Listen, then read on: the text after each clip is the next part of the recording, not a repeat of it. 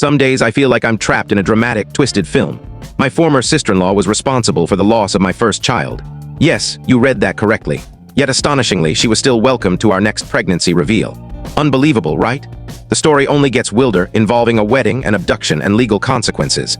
I never imagined my life would take such a turn. 5 years ago, Caleb and I met on a blind date. I was nervous about the setup. You know those cautionary tales. But when I met Caleb, my fears melted away. His charm and attentiveness made me feel like I was the only person in the room. He noticed the way my eyes sparkled when I teased him and how my lips curved when I was pleased. I found it sweet and genuine.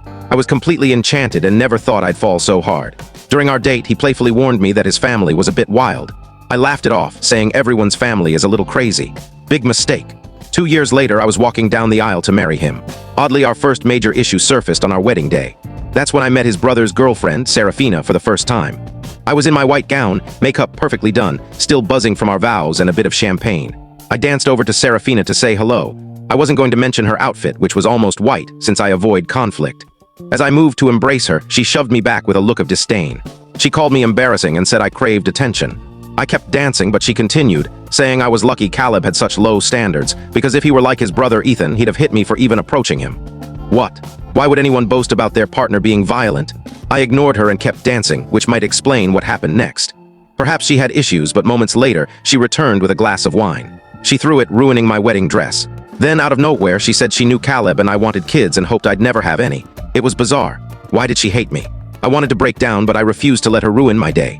I pulled myself together, slipped out back, called my friend Madeline, had her bring a spare white dress changed, and returned to the dance floor. I wasn't going to let Serafina's venom spoil my moment. I didn't tell anyone what happened, wanting to preserve the joy. I regret that now. Soon after the wedding, Caleb and I started trying for a baby. We'd always dreamed of having a child, and now, as a married couple, we felt ready. A few months later, I was pregnant. Then tragedy struck. After Serafina tripped me, causing me to fall stomach first against a stair railing, I lost the baby.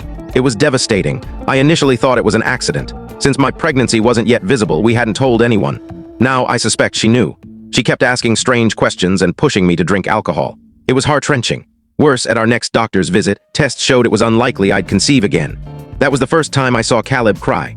No one knew the truth, but the next time I saw Serafina, she was oddly cheerful, making comments about loss and how awful it must feel. I'm still baffled that I didn't connect the dots. She caused my miscarriage and seemed to revel in it, taunting me while I was clueless. Months later, fortune smiled on us and I became pregnant again. Caleb and I wept with joy and he knelt to kiss my belly. Before I knew it, he was calling out of work to take me to dinner. "My baby needs food," he said, grinning. "And this baby needs food too." For the full story, click the link below and watch it on our channel.